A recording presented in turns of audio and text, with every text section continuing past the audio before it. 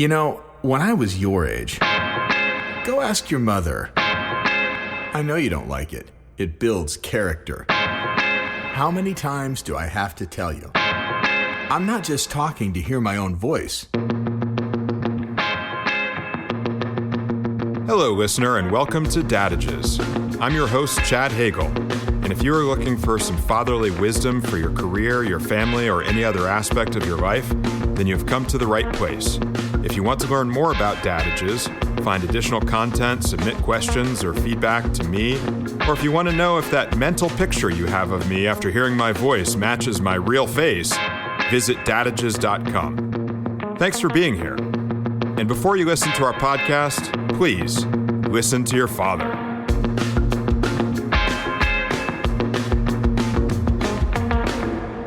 Listeners, welcome back to Dadages episode 10 in our continuing series on philanthropy.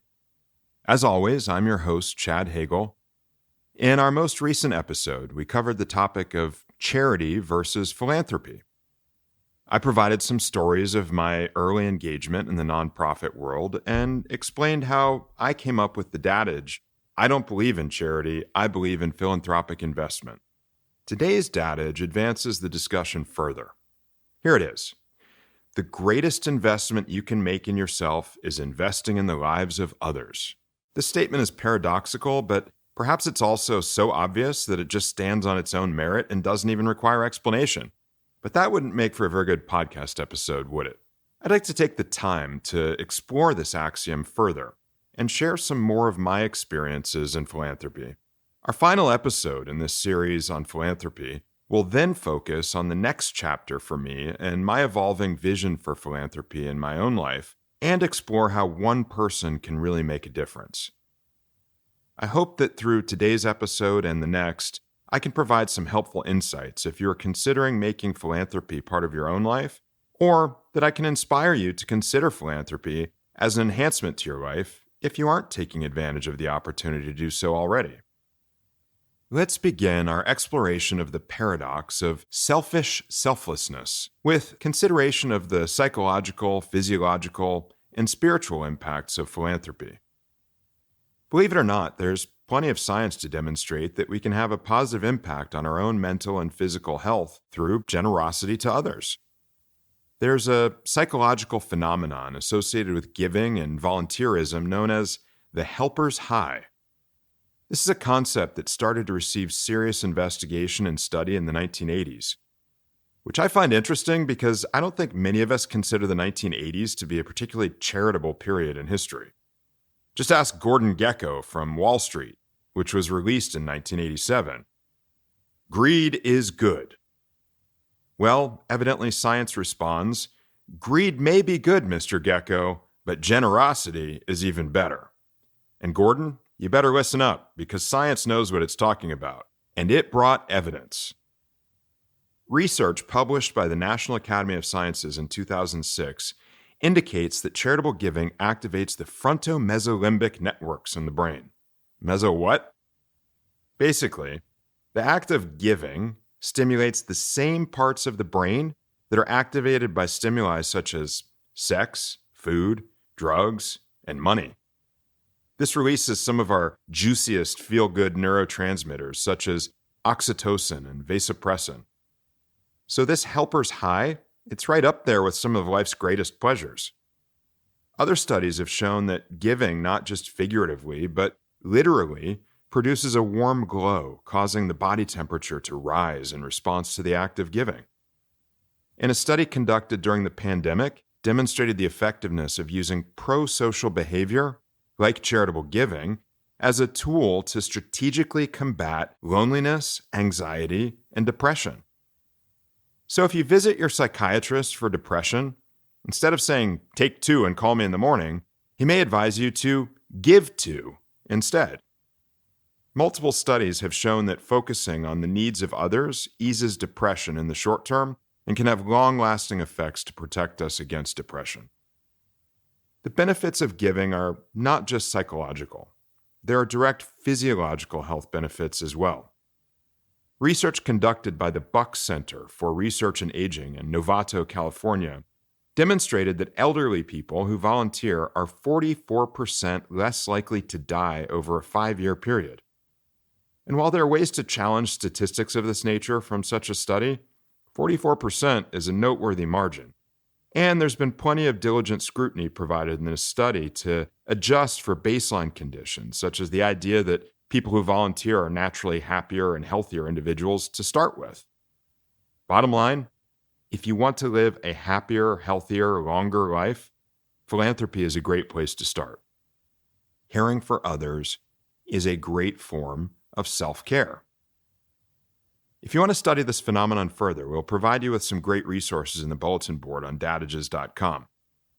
And if you aren't someone who is motivated by scientific research, then listen to one of the greatest comedians and greatest philanthropists in modern human history, Bob Hope, who said, "If you haven't got any charity in your heart, you have the worst kind of heart trouble." So, we've talked about the mind and the body. And now I ask, listener, how's your karma? We've all heard about karma. This concept has become prominent in pop culture. I even saw a bumper sticker once that read, "Your karma ran over my dogma." But what does karma really mean? There's a modern recharacterization of karma as a universal balancing force that doles out negative outcomes in response to people who do bad things and positive outcomes to people who do good things. This fatalistic rebranding of the concept of karma with a consciousness, is not consistent with how karma was originally conceived. The term karma is derived from the Sanskrit word karman, meaning simply act. Philosophical contemplation of karma dates back as far as 1000 BC as part of the Vedic religion, which was a precursor to Hinduism. The theologian Yajnavalkya expressed karma in this way: a man turns into something good by good action and into something bad by bad action. Rather than some form of external deified balancing force, karma is really an internal phenomenon built on the notion that we are the product of our actions. The good and bad things that we do have an unavoidable impact on our development as human beings. Karma is the tangible result of our own deeds, intentions, and emotions. In Buddhism, Taoism, Hinduism, and other religions that hold reincarnation as central to their beliefs, karma serves as the scorecard of the soul that ultimately decides the nature of one's reincarnation. Whether or not your religion or your philosophical belief system includes reincarnation, there is one fundamental principle that is broadly recognized as being common among all religions in the world. It's captured in what we often refer to as the Golden Rule. Do unto others as you would have them do unto you. Artist Norman Rockwell produced a mural simply entitled The Golden Rule that is a beautiful representation of the universality of this notion across the entire world. We've provided a picture of this piece in the bulletin board at Dadages. Go check it out. We've also posted a document that shows passages from the definitive texts of the world's major religions reflecting the universality of the Golden Rule. We seem to be running out of things in this world upon which we can agree. I mean, there are people out there who vehemently believe the earth is flat now. In this world in which suddenly we don't even know what shape the world itself is anymore, if every religion can agree upon something, I'm definitely going all in on that one thing. My personal perspective is that doing good deeds for others rewards, elevates, and nurtures the soul. Let's now take a more practical look at the value of doing good for others. Well, I did not consider such practical benefits for myself when I made the decision about 15 years ago to shift a great part of my time and resources to philanthropy. I've certainly learned firsthand about the upside of philanthropy for myself. I've received tremendous, tangible benefits from my own philanthropic engagement. Is philanthropy rooted in egoism? Egoism is not to be confused with egotism. Egotism is simply arrogance. Egoism is a theory that states that we as humans make decisions driven by what is in our own self-interest. There's a great deal of study of egoism in the fields of law, economics, and psychology. It's particularly studied in behavioral economics, the field that applies psychological insights into human behavior to explain economic decision-making. For our discussion, I'm going to focus on psychological egoism, the notion that egoism is an innate trait of human behavior. It helps to look at egoism side by side with its opposite, altruism, which is the principle of concern for the welfare of others.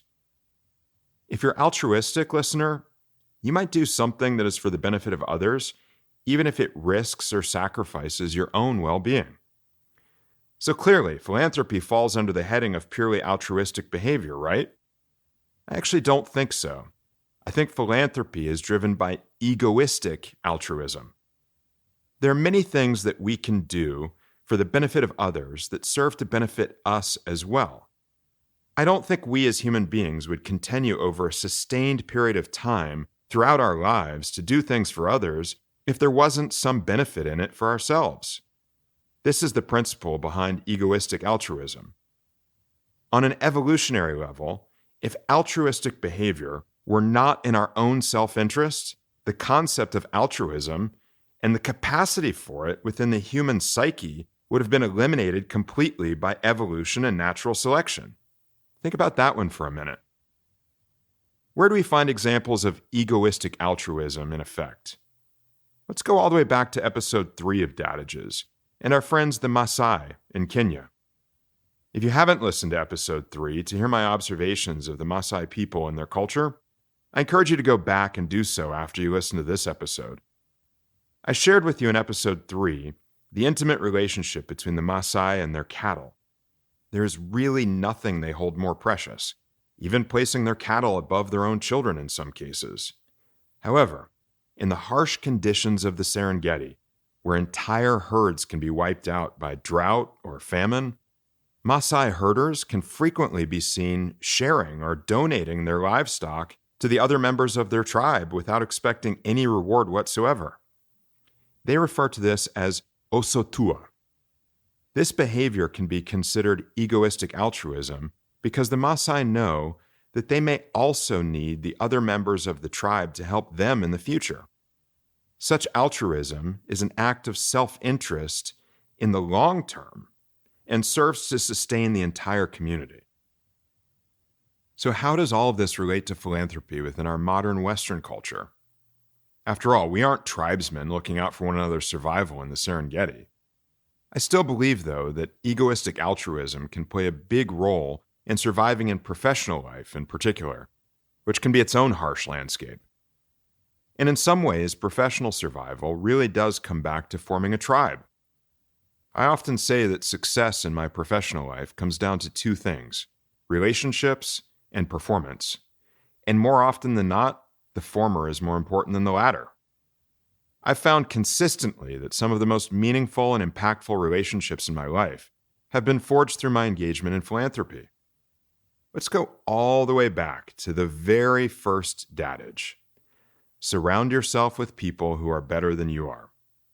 The best people with whom I've ever been surrounded are those I've met through philanthropy. You heard directly from one of them in episode 6B, Jeffrey Small. Jeffrey is one of the most solid human beings I know and has become one of my very best friends. And he and I would have never met had we not joined the Board of Trustees of St. John's Episcopal School in Orange County, California. And through my engagement with various groups at Stanford and the Board of Trustees of the California Science Center in Los Angeles, I've worked alongside colleagues who excel in all walks of life. Fortune 100 executives, venture capitalists, professional athletes, film and television producers, a former district attorney, individuals at the helm of major foundations, and rocket scientists. Literally, rocket scientists. I can also promise you from experience that such engagement has an increasing ROI. If you participate in philanthropy, you will associate with greatness. If you truly engage in philanthropy, you will find yourself in the same room with greatness. If you take a leadership role in philanthropy and really dive in headfirst, you will earn the respect of greatness. I have a couple of examples of this from my own philanthropic life. The first example involves Spire, Stanford Professionals in Real Estate. Now's as good a time as any for me to tell the whole Spire story. 2008 was my 10th Stanford reunion, and as it was for many alumni, that reunion served as my first real opportunity to re-engage with the university following my graduation. I was surprised, along with several of my classmates, to learn how many of us from our class seemed to gravitate toward commercial real estate as a career 10 years later. We all know how historically bad 2008 was in real estate. If you have no idea what I'm talking about, go watch The Big Short and come back in 2 hours. You owe it to yourself. That movie, made in 2015, is equal parts tragic, hilarious, and educational. It's a rare find coming out of Hollywood. We'll put a link in the bulletin board. Anyway, 2008 in the real estate industry was about as close as it comes to Maasai herders trying to survive the perils of drought and famine on the Serengeti. Actually, now I'm curious. I wonder what happened to the average price of a hut made of mud and cow dung in the Masai Mara during the global financial crisis. It must have tanked. It was, after all, a global crisis. So there my classmates in real estate and I sat in 2008 watching the world collapse around us and wondering, where do we turn for help? We're sitting here at Stanford, which has produced some of the greatest minds in the world and some of the top pioneers in business, surrounded by buildings bearing the names of titans of the real estate industry. How do we get in touch with those people? Hasn't anyone created an association for Stanford alumni in the real estate industry? After a few months, we all got sick of asking these questions and decided just to take matters into our own hands. We started Spire. People have asked me several times, was it not completely delusional to try to form a real estate association at Stanford during what was the worst real estate crisis in history? In reality, it was perfect timing.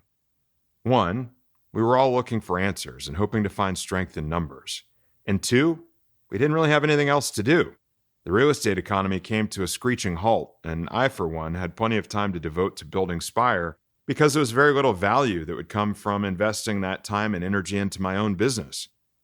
I became a founding board member and the first president of Spire, and would serve in those roles over the next several years. There was a point in time, early in the life cycle of Spire, when I had committed over $75,000 of my own capital to get the organization off the ground and was devoting as much as 70 hours per week to the organization. There was no way that I could have ever known how significant an investment I was making in my own career in the process. The people I've met over the past 15 years through Spire, the relationships I've forged, and the respect I've gained among a tremendous cross-section of the real estate industry are totally off the charts. I can trace nearly every single achievement in my career since 2008, in some way or another, back to my engagement with Spire. It has yielded JV partners, funding sources, industry information and insights, and unparalleled wisdom and experience. All of this was even more accelerated and elevated when Spire formed the SREC, the Stanford Alumni Real Estate Council. The SREC is a collection of approximately 100 senior real estate executives and leaders from the Stanford alumni community. It is equally accomplished and diverse. I've gotten so much out of being a part of that group, and I often tell people about the SREC, I really don't deserve a seat at that table. I only got one because I helped build the table. I put more into Spire than anyone along the way, but I'm supremely confident I've gotten more out of it along the way as well. And that continues today through my latest joint venture with White Star Real Estate and Brian Patterson, who is a fellow member of the SREC. Much more on that to come in future episodes. My second story is smaller in magnitude, but equally impactful to me by virtue of how surreal it was. I was invited to chair a task force for a digital humanities research center at Stanford called CESTA. It was only after I agreed to chair the task force that I learned that one of its members was Gerhard Casper. Gerhard Casper is not only a brilliant professor of the humanities, he was the president of Stanford University when I was an undergraduate student. So we get together on campus in the humanities department for the first task meeting. I get up in front of the small conference room, and one of the 6 people sitting at this table is Gerhard. I'm standing in front of a room conducting a meeting with President Casper, a commanding, white-haired, strong-jawed German intellectual and leader, listening to me as I had listened intently to him at that very first welcome speech in 1994 on the main quad at the university. As I said, surreal. I hope you can see my point now. Philanthropy exposes you to some of the greatest people you might encounter in your lifetime. It elevates your peer group in a way that you would never find elsewhere in your life. And the breadth and quality of relationships that can be forged through philanthropy aren't just tied to the quality of the people with whom you surround yourself.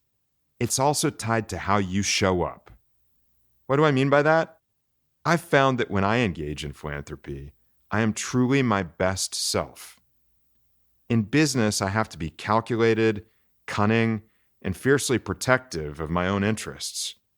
Not doing so is business suicide, particularly in commercial real estate. Trust me, I'd never recommend my job to the faint of heart. But in the philanthropic world, I get to set all of that aside. There's nothing for me to lose. After all, you can't lose what is given freely. I find that I can be singularly focused upon objectives and achievement for the greater good without having to second-guess motives and outcomes and how they could negatively impact my own interests. In such an environment, I'm also far more comfortable opening up about matters of a personal nature, sharing about my life and my family, because I don't need to guard myself against someone trying to take advantage of me in that situation. It is this better me that forges deeper and more meaningful relationships with colleagues, and in turn, I benefit far more from those relationships down the road. By being more altruistic, the result is a greater level of egoism. Seems like a crazy paradox, right? But isn't it wonderful at the same time? I want to make one more very important point here. I hope that this entire episode hasn't served as one giant spoiler for you, listener. What I mean is that I'm making all these observations about egoistic altruism, the vast benefits I've reaped from my investment in philanthropy, in hindsight. If you choose to invest your time, talent, and treasure in support of philanthropy in your own life, I hope that you can flush everything I've just shared here completely from your mind as you engage. I'm afraid that if you go into philanthropy with the mindset or the expectation that you will get something out of it in the end, you may destroy the critical and fragile balance that I've described. And you may ultimately undermine the process and deny yourself those very same rewards. I encourage you to embark on your journey into philanthropy with a clear mind, a giving heart, and no expectations whatsoever. Let me bring today's discussion to a close by sharing with you one more story. It really captures the perfect circle that is philanthropy and egoistic altruism. It's a story about lunch. About 10 years ago, when I was living in Los Angeles, I was invited by the Stanford University Office of Development to attend a lunch in Beverly Hills. And I've learned that no matter where I've gone or what I've done in life, never to underestimate the value of a free lunch. So I accepted with gratitude. This was after the founding of Spire, and I was starting to get more and more involved actively as an alum at the university. I was very excited to learn that the lunch was hosted by Peter and Helen Bing. If you've never heard of Peter and Helen, they are uber alums of Stanford. They have generously supported undergraduate education, programs such as overseas studies at Oxford, charitable matching funds to support donations from young alumni, and one of my favorite buildings on Stanford's campus, the Bing Concert Hall. If you've never visited or seen pictures of the Bing Concert Hall, please check out the link in the bulletin board at dadages.com. The Bing is both aesthetically beautiful and acoustically marvelous. It's a great place to catch a musical performance. Back to lunch in Beverly Hills now. When I arrived at the luncheon, I was able to pull Peter Bing to one side away from the gathering guests so I could ask him a question. I said, "Peter, I'll obviously never be able to have the impact that you have at Stanford in my lifetime. But if I aspire to have a meaningful long-term impact over the next 50 years of my life, what advice would you give me?" He thought about it for a brief moment and said, "Chad, let me think about that. I don't want to give you a quick answer. I want to give you a thoughtful one. But I promise to answer you before you leave here today." And he kept his promise. After what was a very lovely lunch that offered networking among alumni from Los Angeles and a talk from a Stanford professor who had just written a compelling book on military history, I caught Peter looking over at me from across the room with a gleam in his eye. As he wrapped up his farewell greetings with another guest, he made a beeline in my direction. He walked up and he said, with a note of excitement in his voice, "I have your answer, and here it is. I have found in my life that every time Stanford has called upon me to do something, I've simply said yes. And no matter what that something was, large or small, I came away from that experience having gained more than I offered. So my advice to you is simply raise your hand and let the university know that you're there to help, and every time they ask for your help, just say yes." And that advice from Peter became my guiding principle for engagement at Stanford and for engagement in philanthropy as a whole. And now, I'll leave you with a dad joke about a free lunch. What did the plate say to the fork? "Lunch is on me." Remember, everyone, Dad may not always know what he's talking about, but he sure can sound like he does. Thank you for listening to Dadages. If you enjoyed this episode, remember to visit Dadages.com and subscribe to the Dadages podcast to get notified for future episodes. You can rate or review on Spotify and Apple Podcast. Why? Because I'm your father, and I said so. Just a little respect is all I ask for. I put a roof over your head and food on the table, and what do you do? No, tell me exactly what do you do, because I'm doing everything. I'm paying for everything. No, get back here. Get back here right now.